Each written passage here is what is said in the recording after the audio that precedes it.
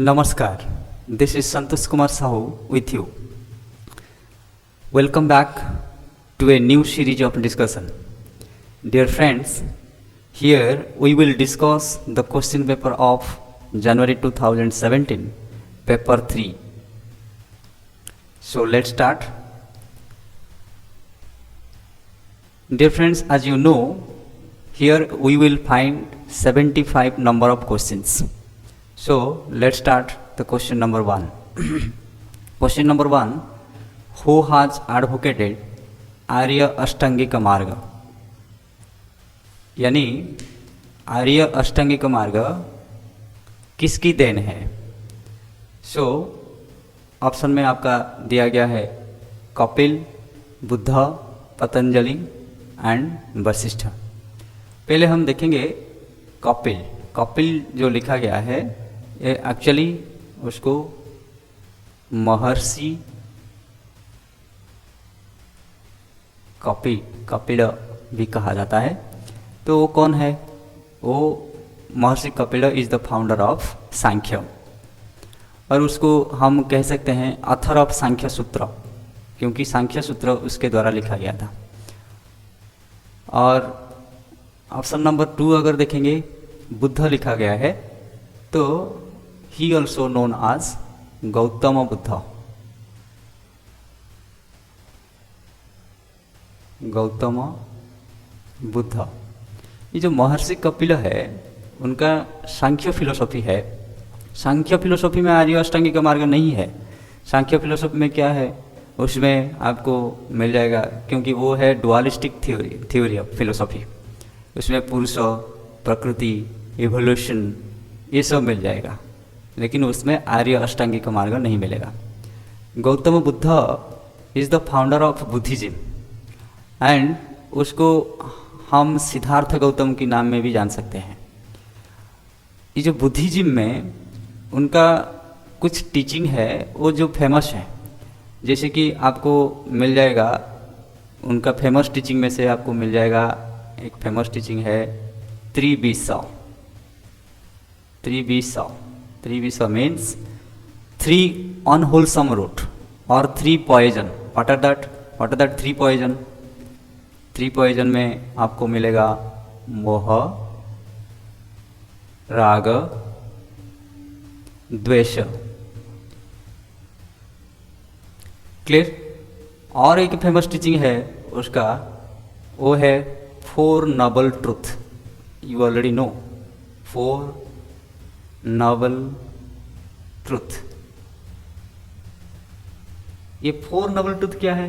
ये 4 noble truth है, उसमें से आ जाएगा आपका दुख, समुदाय, निरुद्ध, मार्ग। पहला क्या है? दुख। दूसरा क्या है? समुदाय। एंड तीसरा क्या है? तीसरा है आपका निरुद्ध, और चौथा है मार्ग। ये जो मार्ग उन्होंने बताया इसमें आपको मिल जाएगा अष्टांगिक मार्ग।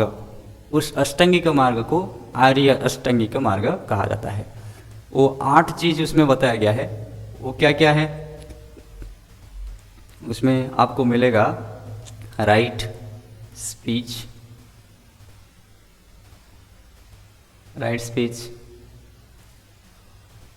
Right action, right livelihood,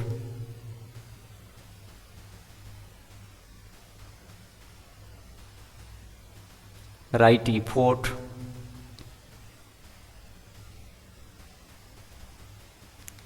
then right mindfulness,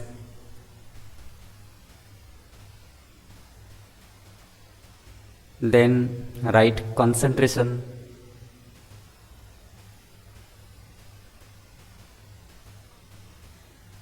right resolve,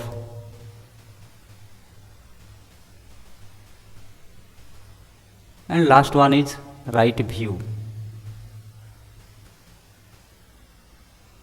ये जो 8 रह गया, 8 मार्ग जो आर देयर, दैट इज अष्टांगिक मार्ग। इसको फिर तीन भाग में three three categories are there, तीन हिस्सा में उसको बांटा गया है। एक है प्रज्ञा, एक है शील, पहला वाला है शील, पहला तीन जो है शील में क्या क्या आएगा, शील मतलब मोरल वर्च्यू, मोरल वर्च्यू शील उसको कहा जाता है। शील के अंदर क्या क्या प्रैक्टिस आएगा, right speech, right action, right livelihood. And second section है समाधि, इसको समाधि कहा जाएगा। समाधि के अंदर क्या क्या आएगा, right effort, right mindfulness, right concentration.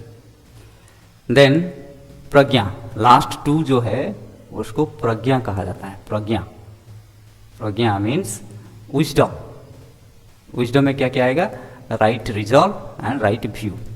तो आंसर तो आपको मिल गया, आंसर होगा बुद्ध, क्योंकि बुद्ध के द्वारा आर्य अष्टांगिक मार्ग बताया गया है। और बाकी जो दो ऑप्शन रह गया उसको थोड़ा सा जानकारी ले लेते हैं। पतंजलि, पतंजलि तो आपको जानकारी है, Maharshi Patanjali. Maharshi Patanjali is the founder of yoga philosophy and he also known as the codifier of Yoga Sutra, उसको कहा जाता है पतंजलि योग सूत्र। एंड पतंजलि योग सूत्र में बहुत सारी चीज़ है, उसमें चित्त, चित्तवृत्ति, चित्तभूमि, चित्त प्रसाद, डिफरेंट साधना लाइक अभ्यास वैराग्य, क्रिया योग, अष्टांग योग लाइक वाइज।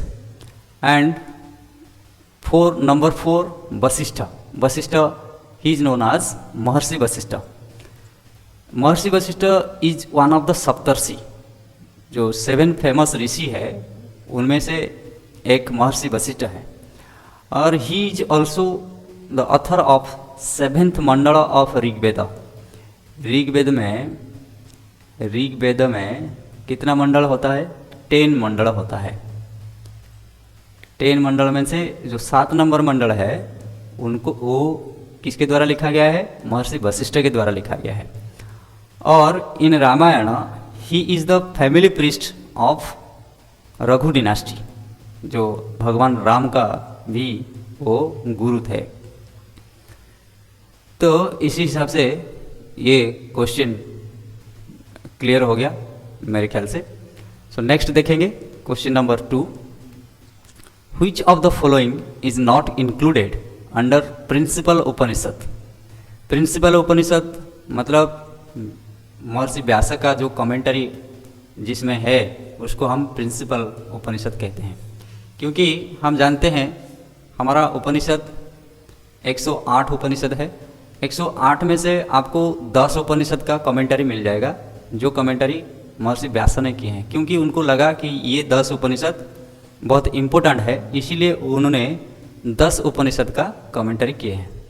तो वो क्या है, वो 10 क्या क्या है, ईशा केना, आपको याद रखना चाहिए, ईशा केना, कठ प्रश्न, कठ प्रश्न, मुंडक मांडुक्य, मुंडक मांडुक्य, तैत्तिरीय ऐत्तिरीय, तैत्तिरीय ऐत्तिरीय, छांदोग्य बृहदारण्यक, छांदोग्य बृहदारण्यक।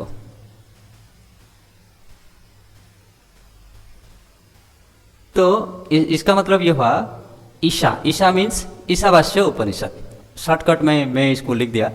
केन, केन मीन्स केन उपनिषद, कठ उपनिषद, प्रश्न उपनिषद, मुंडक उपनिषद, मांडुक्य उपनिषद, तैत्तिरीय उपनिषद, ऐत्तिरीय उपनिषद, छांदोग्य उपनिषद, बृहदारण्यक उपनिषद। ये आपका 10 प्रिंसिपल उपनिषद है। अभी इसमें आपका आंसर है, देख लीजिए कौन सा इसमें नहीं है, जो नहीं है वही आंसर होगा, वही हमको मांगा है। इसमें आपका श्वेताश्वतर उपनिषद नहीं है, इसीलिए it is the right answer. I hope it is clear. The next question number 3, which of the following denote the क्षेत्र एंड क्षेत्रज्ञ। यानी निम्नलिखित में से कौन क्षेत्र और क्षेत्रज्ञ की इंगित करता है।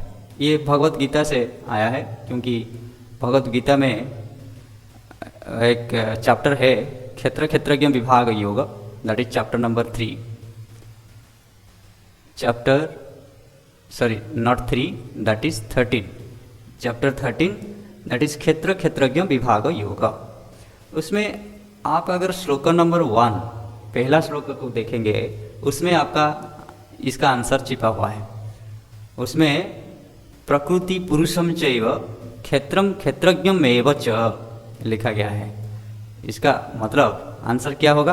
प्रकृति एंड पुरुष, प्रकृति एंड पुरुष। श्लोक नंबर 1 पहला श्लोक में ही लिखा गया है प्रकृति पुरुषम चैव क्षेत्रम क्षेत्रज्ञम एव च। सो प्रकृति को हम मैटर कह सकते हैं, फील्ड कह सकते हैं, क्षेत्र कह सकते हैं, और पुरुष जो है वो सोल है, नोयर ऑफ द फील्ड है, और क्षेत्रज्ञ भी आप कह सकते हैं। माया ब्रह्मन ये वेदांत में आएगा, जीव जगत ये भी वेदांत में आता है, सोल गॉड ये भी ये योगा फिलोसफी में भी आता है। तो इसका आंसर आपको मिल गया। I hope it is clear. Then we will see next. Next is who is Yaksha according to Kena Upanishad. Kena Upanishad के अनुसार यक्ष कौन है? दोस्तों आप लोग जानते हैं केन उपनिषद में एक यक्ष का स्टोरी दिया गया है। एक बार क्या हुआ, जो ये स्वर्ग में देवता लोग एक युद्ध को जीत गए, तो उनको एहसास हुआ कि ये हमने खुद जीत गए, हमको कोई मतलब हम किसी का सहारा नहीं लिया और हम खुद ही जीत गए, हमारे पास इतना ही स्ट्रेंथ है। तो इसमें जो ब्राह्मण है, ब्राह्मण को लगा कि इनको थोड़ा सा एहसास होना चाहिए कि ब्राह्मण एक चीज़ कुछ है। तो इसको एहसास दिलाने के लिए उन्होंने एक बार यक्ष के रूप में उनको दिखाई दिया। तो उस जो स्टोरी में है, जो देवता लोग पहले अग्नि को भेजे, अग्नि उसमें दिया गया है। अग्नि को क्या कहा जाता है? जात वेद कहा जाता है। तो पहले अग्नि को भेजे देवता लोग ने, अग्नि तुम जाओ उस यक्ष को देख के आ जाओ, वो कौन है पूछ के आओ। तो अग्नि पहले गए, उनको पता नहीं चला। उसके बाद वायु को भेजा गया, वायु को वहाँ मातरिश्वान कहा गया है, मातरिश्वान।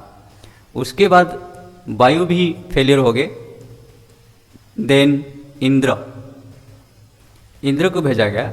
इंद्र जब उनके पास गए, यक्ष के पास गए, तो यक्ष ने वहाँ से उभान हो गए। और वहाँ किसको मिले? इंद्र तो देखे यक्ष को, लेकिन उसके साथ बातचीत करने से पहले वो चले गए थे। तो उसी समय में वहाँ इंद्र को कौन मिले? उमा मतलब डॉटर ऑफ हिमवान, जो हम पार्वती कहते हैं। तो उमा ने उनको बताया, किसको बताया? इंद्र को बताया, ही इज द ब्रह्मन इंडीड। कौन? जो यक्ष यहाँ थे, वो यक्ष कौन है? ब्रह्मन है। तो ये आपका आंसर है, option number 2। I hope it is clear. क्योंकि यक्ष को मिलने के लिए कौन कौन गए थे? पहले अग्नि गए थे, उसके बाद वायु गए थे, उसके बाद इंद्र गए थे। Clear? Next question, what is उद्गीत? उद्गीत ये आपका सिलेबस आप अगर पढ़ेंगे तो उसमें मिल जाएगा। यूनिट नंबर 2 में आपका जो उपनिषद का सिलेबस दिया गया है, उपनिषद में क्या क्या आपको कवर करना है, उसमें अगर आप देखेंगे तो उसमें आपका आंसर छिपा हुआ है, लिखा हुआ है छांदोग्य उपनिषद जो है उसमें ओम को उद्गीत कहा गया है। गेट में पॉइंट? तो इसीलिए ओम का दूसरा नाम क्या है? उसको हम प्रणव भी कहते हैं। ये आंसर होगा। तो अगर आप छांदोग्य उपनिषद देखेंगे, छांदोग्य उपनिषद कौन सा वेद से बिलोंग करता है? एक्चुअली जो उद्गीत का डिस्क्रिप्शन आपको छांदोग्य में ही मिल जाएगा। छांदोग्य उपनिषद ये साम वेद से बिलोंग करता है। साम वेद तो उसमें टोटल कितना चैप्टर है छांदोग्य उपनिषद में? टोटल 8 चैप्टर है। क्लियर? तो 8 चैप्टर में से चैप्टर 1 में आपको ये उद्गीत के बारे में आपको जानकारी मिलेगा। चैप्टर 1 मंत्र नंबर 2 में उद्गीत के बारे में बताया गया है। मंत्र नंबर 3 में 5 में भी बताया गया है। सो मंत्र नंबर 5 में आपको बताया गया है बाक इज ऋग, प्राण इज साम एंड ओमकार इज उद्गीत। उसमें बताया गया है बाक इज ऋग, ऋग माने ऋग्वेद, एंड प्राण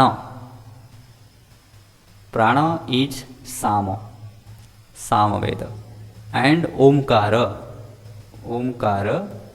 इज उद्गीत। सो ये है आपका आंसर, दैट इज प्रणव। ओमकार इज प्रणव, you know, and that is the answer. I hope it is clear. Next we will see. Next question is who does not attain the state of serenity means शांति according to Bhagavad Gita. ये question थोड़ा सा tricky है। तो इसमें बताया गया, पूछा गया है कि निम्नलिखित में से कौन शांति की स्थिति को प्राप्त नहीं करता है। देखिए भगवद गीता में हमको डिजायरलेस पर्सन के बारे में बताया गया है। डिजायरलेस जिसका मतलब इच्छा नहीं होता है, इच्छा विहीन व्यक्ति। तो भगवान कृष्ण ने तो बताए हैं डिजायरलेस होना चाहिए। डिजायरलेस होने से क्या मिलेगा? शांति मिलेगा।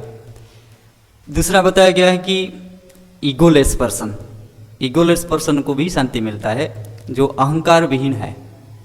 कृष्ण ने बताया कि अहंकार को छोड़ देना चाहिए, तो जरूर उसमें शांति मिलेगा।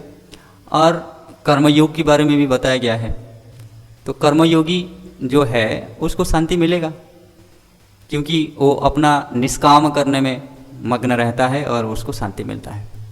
लेकिन ये जो स्कॉलर दिया गया है, जो विद्वान कह सकते हैं आप, ये क्या होता है कि स्कॉलर जो है वो नया नया खोज में रहते हैं, नया नया शोध करते हैं, नया नया रिसर्च करते हैं, तो उसको शांति नहीं मिलता है। हर समय में कुछ ना कुछ नया खोज में वो रहते हैं। इसीलिए आंसर इसका ये स्कॉलर ही होगा। ये थोड़ा सा ट्रिकी है, ऐसा कहीं डायरेक्टली मेंशन नहीं किया गया है भगवत गीता में कि स्कॉलर को शांति नहीं मिलता है, लेकिन आपको यहाँ थोड़ा लॉजिक लगाना पड़ेगा, तर्क लगाना पड़ेगा। I hope this is clear. Then we will see the next question. The next question is question number 7। आध्यात्म प्रसाद इज द रिजल्ट ऑफ। तो इसमें क्या क्या दिया गया है? विवेक ख्याति, निर्विचार समापत्ति, असंप्रज्ञात समाधि, धर्ममेघ समाधि। ये जो आध्यात्म प्रसाद है ये किसका रिजल्ट है? पहला हम देखेंगे विवेक ख्याति। विवेक ख्याति कहाँ बताया गया है? विवेक ख्याति आपको मिल जाएगा चैप्टर नंबर 2 सूत्र नंबर 26 में बताया गया है। उसमें क्या बताया गया है? विवेक ख्याति क्या है? डिसएसोसिएशन ऑफ पुरुष एंड प्रकृति। पुरुष और प्रकृति अगर डिसएसोसिएशन हो जाएगा तो उसमें आपको विवेक ख्याति मिलता है। तो विवेक ख्याति होने से क्या हो जाता है? हानोपाय होता है, मीन्स हम पेन को रिमूव कर सकते हैं। तो ये नहीं होगा। 2 में क्या दिया गया है? जो 2 ऑप्शन है निर्विचार समापत्ति। निर्विचार समापत्ति कौन सा सूत्र में आपको मिलेगा?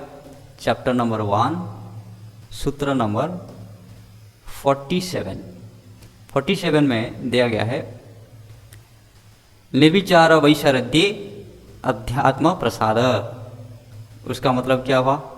1 अटेन स्पिरिचुअल क्लैरिटी। निर्विचार जो समापत्ति है उसमें क्या मिलेगा? अध्यात्म प्रसाद, मीन्स स्पिरिचुअल क्लैरिटी उसको कहा जाता है। तो वो हमको वही भी पूछा गया है, अध्यात्म प्रसाद किसके थ्रू मिलता है? ये निर्विचार समापत्ति में हमको मिलता है। This is the answer. और ये जो ऑप्शन नंबर 3 दिया गया है असंप्रज्ञात समाधि। असंप्रज्ञात समाधि कहाँ? बताया गया है? चैप्टर नंबर 1 सूत्र नंबर 18 में बताया गया है असंप्रज्ञात समाधि विराम प्रत्याभास पूर्व पूर्व संस्कार शेष अन्य, तो अन्य के बारे में बताया गया है वो असंप्रज्ञात समाधि है। तो जो इसमें क्या होता है, असंप्रज्ञात समाधि में क्या होता है, जो रिमेनिंग मेंटल एक्टिविटी होता है वो बंद हो जाता है। मतलब संप्रज्ञात समाधि में जो मेंटल एक्टिविटी बच जाता है वो भी बंद हो जाता है असंप्रज्ञात समाधि में। तो इसलिए ये ऑप्शन नंबर 3 नहीं होगा। और ऑप्शन नंबर 4 धर्ममेघ समाधि, ये कहाँ डिस्कशन किया गया है? चैप्टर नंबर 4 वर्ष मतलब सूत्र नंबर 29, यहाँ पे आपको धर्ममेघ समाधि का वर्णन मिल जाएगा। धर्ममेघ समाधि क्या है? तो इसमें no interest left towards the highest form of meditation. आप साधना के इतना ऊपर में आप पहुंच चुके होंगे कि आपको और हायर प्रैक्टिस करने के लिए इंटरेस्ट भी नहीं रहेगा, उसको कहा जाएगा धर्ममेघ समाधि। I hope this is clear. Next we will see, next is question number 8, the component of प्रकृति तत्व अकॉर्डिंग टू सांख्य शास्त्र, यानी सांख्य शास्त्र के अनुसार प्रकृति तत्व के घटक है। तो इसमें दिया गया है वात, कफ एंड पित्त। ये तो नहीं हो सकता है, वात पित्त कफ ये किसका कॉन्सेप्ट है? ये आयुर्वेद का है, तो ये भी नहीं, ये नहीं हो सकता है। सत्व रज तम, actually this is the answer, क्योंकि प्रकृति जब सत्व रज तम साम्य अवस्था में होता है उनका इवोल्यूशन नहीं होता है। इसमें जब डिसबैलेंस होता है, किसमें? सत्व रज और तमो में जब इम्बैलेंस होता है प्रकृति का इवोल्यूशन होता है अकॉर्डिंग टू सांख्य फिलोसफी। तो इसीलिए these are the component of प्रकृति हम कह सकते हैं। प्रकृति जो है वो सत्व रज और तमो के द्वारा बनाया है, मतलब वो उसका कंपोनेंट है। सत्व रज तमो उनका कंपोनेंट है। मन बुद्धि अहंकार ये तो अंतकरण हम कहते हैं उसको, तो ये नहीं हो सकता है। वाक पानी वायु ये क्या है? ये हमारा कर्मेंद्रिय है। वाक पानी पादप वायु उपस्थ, इसको हम कर्मेंद्रिय का कंपोनेंट कहेंगे, तो ये भी नहीं हो सकता है। तो इसके आंसर क्या होगा? सत्व रज एंड तम। I hope it is clear to everybody. So we will see the next question. The next question is, how many limbs of yoga are mentioned in सिद्ध सिद्धांत पद्धति? सिद्ध सिद्धांत पद्धति में आपका जो योग के कितने अंग बताए गए हैं, तो उसमें आप अगर देखेंगे चैप्टर नंबर 2 वर्स नंबर 32 में बताया गया है योग का कितना अंग? 8। जैसे महर्षि पतंजलि ने योग का 8 अंग बताए हैं, तो वहाँ पे भी आपको मिल जाएगा योग का 8 अंग, अष्टांग योग। ये वाला कहाँ पे मिलेगा? चैप्टर नंबर 2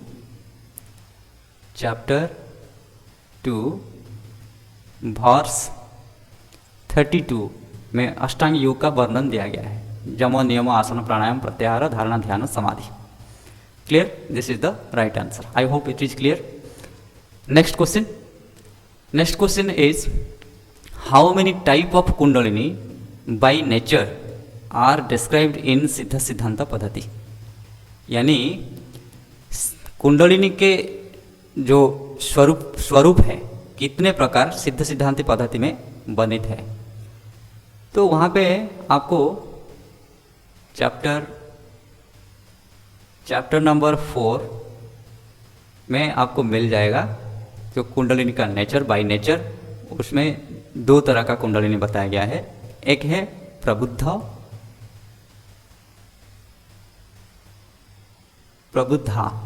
मीन्स awakened,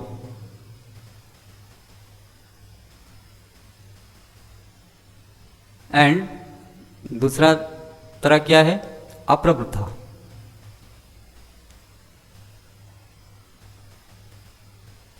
जो डॉर्मेंट सुप्त अवस्था में जो रहता है।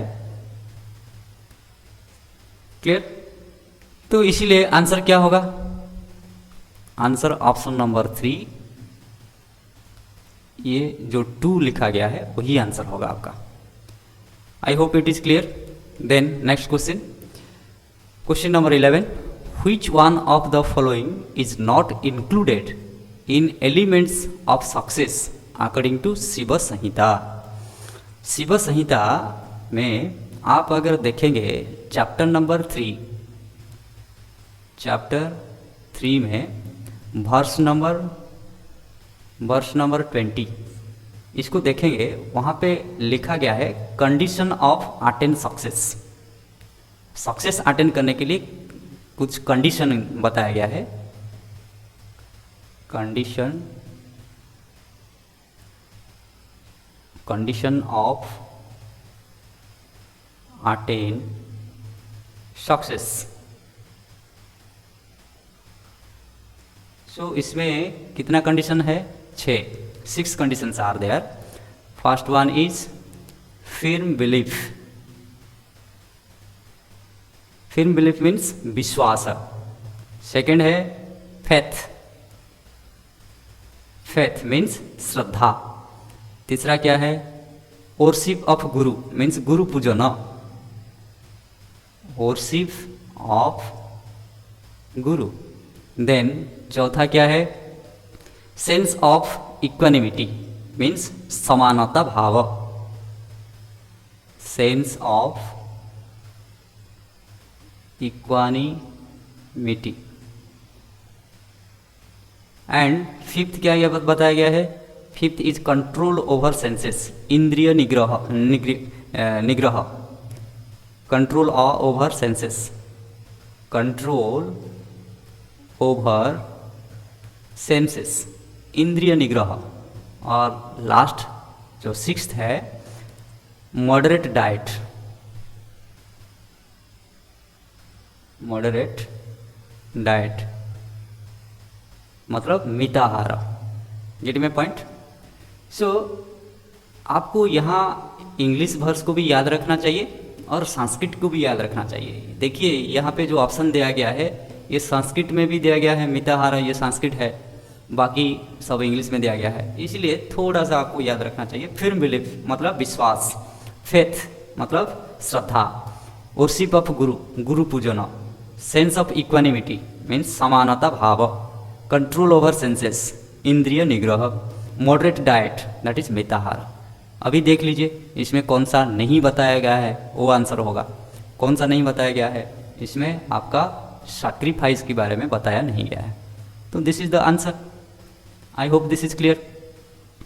Next question we will see that how many adharas are described in Siddha Siddhanta पद्धति अंडर पिंड विचार।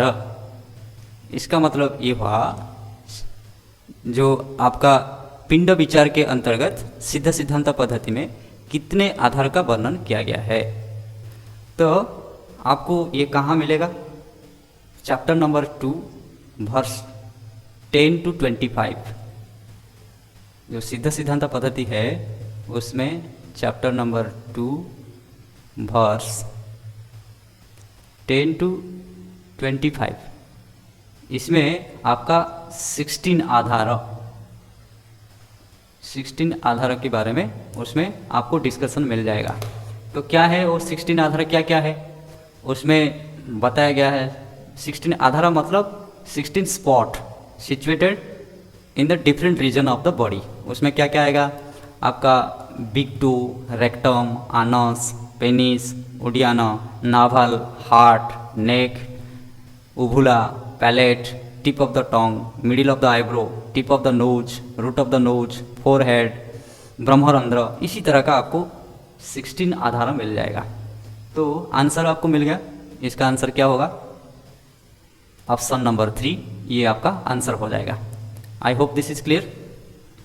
Then next question, question number 13, how many शोधन क्रिया आर डिस्क्राइब्ड इन हठ रत्नावली। यानी हठ रत्नावली में कितने शोधन क्रियाएं वर्णित की गई है। ऑप्शन में आपको दिया गया है 7, 8, 6 एंड 4। तो हम पहले जानते हैं कि षटक्रिया के बारे में पहले सुने हैं, लेकिन नहीं, हठ रत्नावली में उसके अलावा दूसरा कुछ बताया गया है। तो आपको कहाँ मिल जाएगा ये discussion? Chapter number 1 verse number 26।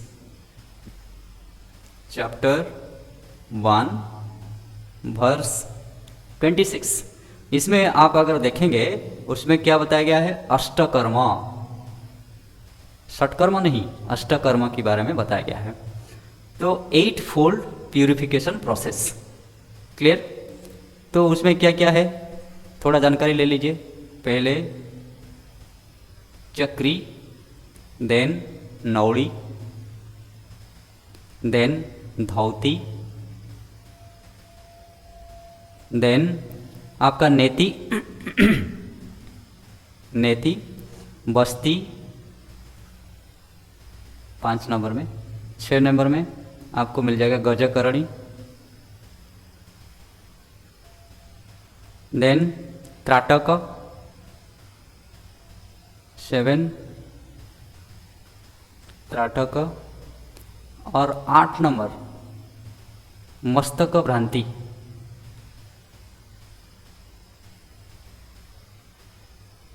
तो इसमें आपको क्या नया क्या मिला?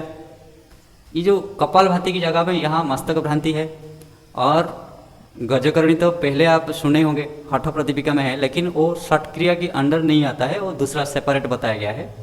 और क्या नया मिला? चक्री, चक्री कर्म, ये कंप्लीटली न्यू, ये यहाँ पे पूरी तरफ से नया है।